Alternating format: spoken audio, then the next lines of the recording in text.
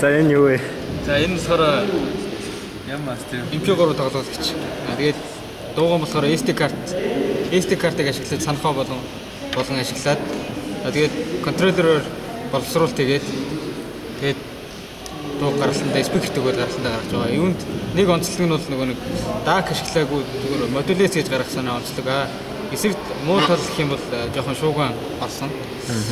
Тэгээд юуны хийхэд бол нэг хүндрэлтэй асуудал байхгүй. Тэгээд SD картн дээр чинь ямар хэмжээтэй юм хичнээн дуу багтахаар байна. SD карт бол энэ яг ашигласан бол 1 ГБ та одоогийн байдлаар нэг 6-7 дуу оруулсан байгаа. Энэ багтаамж нь бол хязгааргүй хэдэж яж байна. Одоо энэ SD картны аль ч хэсэг дээр тэр дуу хуулагдсан байсан хамаагүй тэрийг унших боломж байгаа. Шууд файлынхаа нэрийг бичих боломжтой. Ер нь дээдл нь хэдэн гигабайтын SD карт хийх боломжтой. Тэр нь ер нь SD карт хийдэж яж бол тодорхойгүй. Доотл нь бол нэг 32 мегагийн. Доод хязгаарлал гэж байгаа. Дээд хязгаар болох юм тий.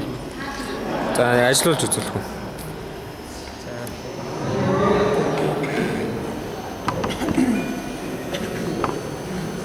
Султай. Алтуулж чиж. Энэ дотор одоо ямар дуу вэ?